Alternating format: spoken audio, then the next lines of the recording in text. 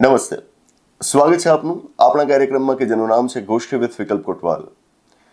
અમુક વર્ષો પહેલા એક મૂવી રિલીઝ થયું હતું, પદ્માવત. આપને યાદ હશે કે એ મૂવી ખાસું વિવાદાસ્પદ બન્યું હતું.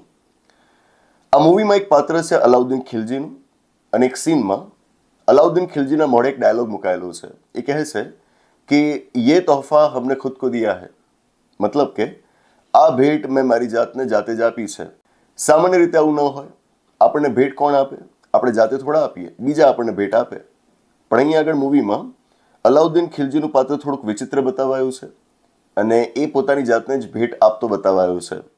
ये सारा खजाना देवगिरी से लूट कर आप ही के लिए तो लाए हैं. और ये पत्थर नायाब है. ये तोहफा हमने खुद को दिया है. આવું સામાન્ય રીતે હોય નહીં, પણ કલ્પના કરો કે જો આપણી પાસે પણ આવી સુવિધા હોય કે આપણે આપણી જાતને ભેટ આપી શકીએ તો. ખાસ તો આપણે આપણી જાતને એવી ભેટ આપી શકતા હોઈએ કે જેમાં આપણો પગાર કેટલો એ આપણે જાતે નક્કી કરતા હોઈએ. પગાર સાથે આપણને ભથ્થા કેટલા મળશે એ પણ આપણે જાતે નક્કી કરી શકતા હોઈએ. રિટાયરમેન્ટ પછી આપણને પેન્શન કેટલું મળે એ પણ આપણે જાતે નક્કી કરી શકતા હોઈએ. તો વિચારવાની મજા આવે ને. પણ આવું વાસ્તવમાં હોતું નથી. આપણી પાસે એવો કોઈ અધિકાર નથી કે આપણે આપણા પગાર ભથ્થા આપણા પેન્શન જાતે નક્કી કરી શકીએ. પણ આ દેશમાં અમુક લોકો છે કે જેમની પાસે આવો વિશેષ અધિકાર છે, અને એ લોકો કોણ છે? આપણા રાજનેતાઓ, આપણા પોલિટિકલ લીડર્સ. જો કે એમને આવો વિશેષ અધિકાર ભારતના બંધારણે જ આપેલો છે, અને આપવો પણ પડે ને. આપણા દેશમાં સંસદીય વ્યવસ્થા સ્વીકારાયેલી છે. સંસદનું સ્થાન ઘણું ઊંચું માનવામાં આવે છે, અને લોકશાહીના મંદિર તરીકે જોવામાં આવે છે. અને એટલે એ સંસદમાં બેઠેલા આપણા રાજનેતાઓને, સંસદ સભ્યોને એમના પગાર, એમના ભથ્થા નક્કી કરવાનો અધિકાર ભારતના બંધારણે આપેલો છે. હાલમાં ભારત સરકાર દ્વારા એમના પગાર, એમના ભથ્થા અને એમના પેન્શન્સમાં વધારો જાહેર કરવામાં આવ્યો છે. ભારતના બંધારણના અનુચ્છેદ 106માં આ માટેની જોગવાઈ છે, અને એ જોગવાઈની મુતાબિક સંસદે જાતે કાયદા દ્વારા નક્કી કરવાનું હોય કે સંસદ સભ્યોના પગાર અને ભથ્થા કેટલા રહેશે. આ માટે 1954ના વર્ષમાં એમણે એક કાયદો ઘડ્યો હતો, the salary, allowances and pension of members of parliament act 1954. અને આ કાયદા હેઠળ એમના પગાર, ભથ્થા અને પેન્શન્સ નક્કી કરાયેલા છે. સમયે સમયે મોંઘવારીને ધ્યાનમાં રાખીને એ પગાર, ભથ્થા અને પેન્શન્સ વધારવામાં આવતા હોય, અને જ્યારે વધારો કરવાનો હોય કે પછી ઇવન ઘટાડો કરવાનો હોય, જેમ કે કોવિડ પેન્ડેમિક વખતે ઘટાડો કરવામાં આવ્યો હતો, ત્યારે સંસદની મંજૂરી લેવામાં આવતી હોય. પણ 2018ના વર્ષમાં આ વ્યવસ્થાની અંદર થોડોક બદલાવ લાવવામાં આવ્યો. 2018ના વર્ષમાં બજેટનો જે ફાઇનાન્સ એક્ટ હતો, બજેટની અંદર બે બિલ્સ મહત્વપૂર્ણ હોય. એક અપ્રોપ્રિએશન બિલ કે જે ખર્ચા વિશે હોય, અને બીજું હોય ફાઇનાન્સ બિલ કે જે આવક વિશે હોય. તો 2018ના ફાઇનાન્સ એક્ટ દ્વારા આ વ્યવસ્થામાં બદલાવ લાવવામાં આવ્યો છે. અને હવે જ્યારે તમારે સંસદ સભ્યોના પગાર, ભથ્થા અને પેન્શન્સની અંદર કોઈ ફેરફાર કરવો હોય તો દર વખતે સંસદની મંજૂરી લેવા જવાની જરૂર નથી. વ્યવસ્થા એવી કરવામાં આવી છે કે દર 5 વર્ષે ભારત સરકાર દ્વારા એની અંદર ફેરફાર કરવામાં આવશે. ઇન્કમટેક્સ એક્ટની અંદર એક કોસ્ટ ઇન્ફ્લેશન ઇન્ડેક્સનો કોન્સેપ્ટ છે.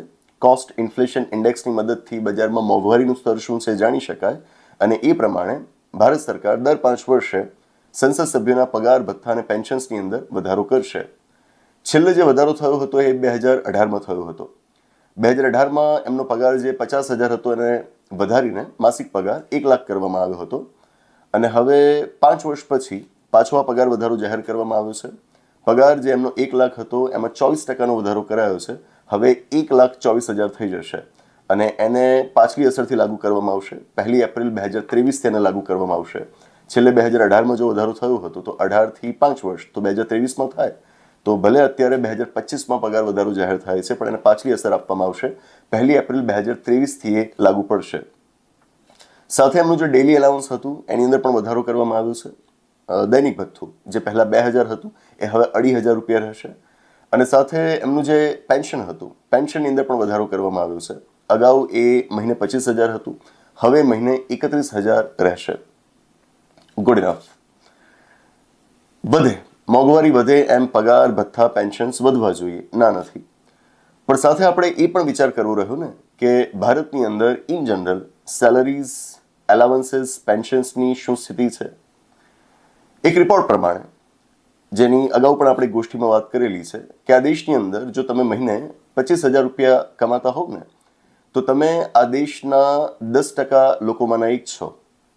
કારણ આ દેશમાં 90% લોકો એવા છે કે જેઓ મહિને 25,000 રૂપિયા પણ નથી કમાઈ શકતા. મહિને 25,000 રૂપિયા કમાવામાં પણ લોકોને ફાંફા પડે છે. અને અહીં આગળ આપણા મેમ્બર્સ ઓફ પાર્લામેન્ટ એ માસિક 31,000 રૂપિયાનું પેન્શન મેળવે છે.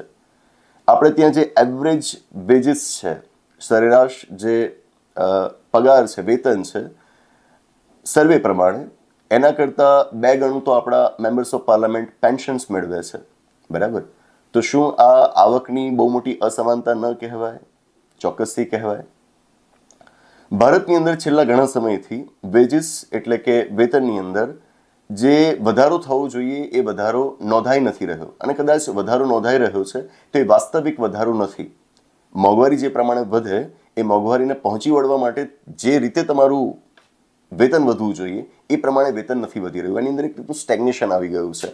અને સામેના છેડે આપણે જોઈએ તો આપણા પોલિટિકલ લીડર્સ, એમના પગાર, એમના ભથ્થામાં સતત વધારો નોંધાઈ રહ્યો છે. સાથે એક વાત અહીં આગળ એ પણ નોંધવી રહી કે ભારતના બંધારણની અંદર ચોક્કસથી આ માટેની વ્યવસ્થા છે. ભાગ 5ના અનુચ્છેદ 106ની અંદર સંસદ સભ્યોના સેલરી અને એલાવન્સીસ માટેની જોગવાઈ કરાયેલી છે. તમે સાંભળ્યું મેં શું કહ્યું? બંધારણના અનુચ્છેદ 106માં સંસદ સભ્યોના સેલરી અને એલાવન્સીસ એટલે કે પગાર અને ભથ્થા માટેની જોગવાઈ છે. બસ, પેન્શન માટેની ત્યાં આગળ કોઈ વાત નથી કરાયેલી. આ ખૂબ નોંધનીય બાબત છે.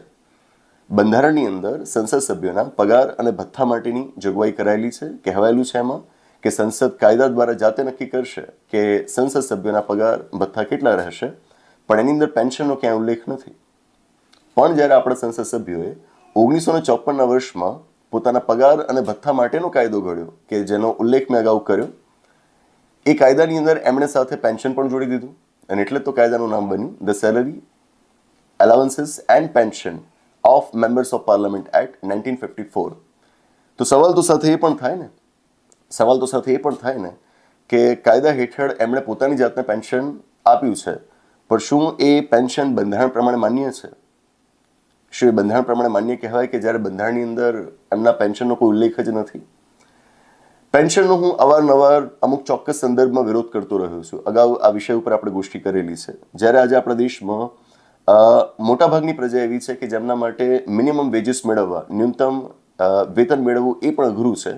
અને એવામાં ચોક્કસ વ્યક્તિઓને મસ્ત મોટા પેન્શન્સ મળતા હોય, અને એમાં ખાસ તો આપણા પોલિટિકલ લીડર્સની વાત આવી જાય અને સરકારી કર્મચારીઓના અધિકારીઓની વાત આવી જાય. એ પછી ઓલ્ડ પેન્શન સ્કીમ હોય કે પછી ન્યૂ પેન્શન સ્કીમ હોય કે પછી હમણાં લાવવામાં આવેલી યુનિફાઈડ પેન્શન સ્કીમ હોય, દરેકે દરેક પેન્શન યોજના વિશે આપણે વિચાર કરવો રહ્યો કે જ્યાં દેશમાં મોટાભાગની વસ્તી એવી છે કે જેની પાસે સામાજિક સુરક્ષાના નામે લગભગ કાંઈ નથી. અને એવામાં ચોક્કસ હોદ્દેદારો હોય કે જેમને એક સુરક્ષા મળતી હોય પેન્શનના સ્વરૂપમાં. લોકો પાસે મિનિમમ વેજીસ ના હોય અને કોઈકને રિટાયરમેન્ટ પછી પણ મસ્ત મોટું પેન્શન મળતું હોય, તો આ અસમાનતાને આપણે એડ્રેસ કરવી રહી, એના ઉપર વાત કરવી રહી. તો મેમ્બર્સ ઓફ પાર્લામેન્ટના સેલરીઝ, એલાવન્સીસ અને પેન્શન્સમાં રીતે વધારો નોંધાયો છે. એ વિષય ઉપર એક નાનકડી ગોષ્ઠી હતી. અને સાથે સ્પર્ધાત્મક પરીક્ષાઓની તૈયારી કરી રહેલા મિત્રોને હું આ વાત ખાસ કહીશ કે તમારે વિચારવાનું છે કે જ્યારે તમે તમારી યુપીએસસી કે જીપીએસસી કે ઇવન ક્લાસ 3ની પરીક્ષાઓની તૈયારી કરતા હોવ ત્યારે ભારતના બંધારણનો અભ્યાસ કરતી વખતે આ ઝીણી ઝીણી બાબતો ઉપર ધ્યાન આપો છો ખરા? જેમ કે મેં વાત કહી કે અનુચ્છેદ 106માં સંસદ સભ્યોના પગાર અને ભથ્થા વિશે વાત કરાયેલી છે, પણ પેન્શનનો ઉલ્લેખ નથી. હા, તો આ વાત એવી કહેવાય કે જેના આધારે પરીક્ષામાં સવાલ પૂછાઈ શકે. પણ જો 106માં અનુચ્છેદ વાંચતી વખતે આપણે એના ઉપર ફોકસ નથી કર્યો તો આપણે એને મિસ કરી દેવાના છીએ, જવાબ ખોટો થઈ શકે. તો વાંચતી વખતે આ ઝીણી ઝીણી બાબતોનું આપણે ધ્યાન રાખવું જોઈએ. સેલરી, અલાવન્સીસ કે પેન્શન્સ આ બધું પબ્લિક મનીમાંથી જાય છે. એટલે કે મારા તમારા દ્વારા સરકારને જે ટેક્સીસના સ્વરૂપમાં નાણાં ચૂકવવામાં આવ્યા હોય એ જાહેર નાણાંમાંથી જ આ બધા ખર્ચા પાડવામાં આવતા હોય છે. તો એની અંદર કોઈ પણ વધારો થાય તો એની સીધી અસર મારા તમારા ઉપર પડતી જ હોય. અને એટલા જ માટે આપણે એને પૂરા સભાનપણે આપણે એના ઉપર વિચાર કરવો રહ્યો કે આ જે હાઇક થઈ રહ્યા છે એની સાથે ભારતની અંદર લેબર માર્કેટની અંદર બીજી જગ્યાએ જ્યાં વેજીસ અને એલાવન્સીસની અંદર વધારો થવો જોઈએ એ કેમ નથી થતો? એને આપણે સવાલ તરીકે મૂકવું જોઈએ. પેન્શન્સનો સવાલ આપણે ઊભો કરવો જોઈએ. પણ અત્યારે આપણે જોઈએ છીએ કે 300 વર્ષ પહેલાં કોઈક વ્યક્તિ મરી ગયો અને એ વ્યક્તિની જે કબર છે એ કબરને તોડવા માટે લોકો અધીરા બન્યા છે. હવે એ લોકો પાસેથી આપણે કેવી રીતે અપેક્ષા રાખીએ કે એ આ બધી બાબતોને સમજે અને આ જે લેજિટિમેટ ક્વેશ્ચન્સ છે એ લેજિટિમેટ ક્વેશ્ચન્સને રેઝ કરે, આપણી ડેમોક્રેસીને સ્ટ્રેન્થન કરે, લોકશાહીને મજબૂત બનાવે. આપણે જ બનાવવાનું છે. આપણે આવા સવાલો કરતા રહેવું પડશે. આ વિષય ઉપર આપના શું વિચાર છે નીચે કોમેન્ટ બોક્સમાં જણાવશો. અને આ સાથે આ ગોષ્ઠીની આગળ સમાપ્ત જાહેર કરીએ છીએ. આવનાર એપિસોડમાં આવી જ કોઈક નવી વાત સાથે, એક રસપ્રદ ચર્ચા સાથે, એક નવી ગોષ્ઠી સાથે પાછા મળીશું. આભાર. નમસ્તે.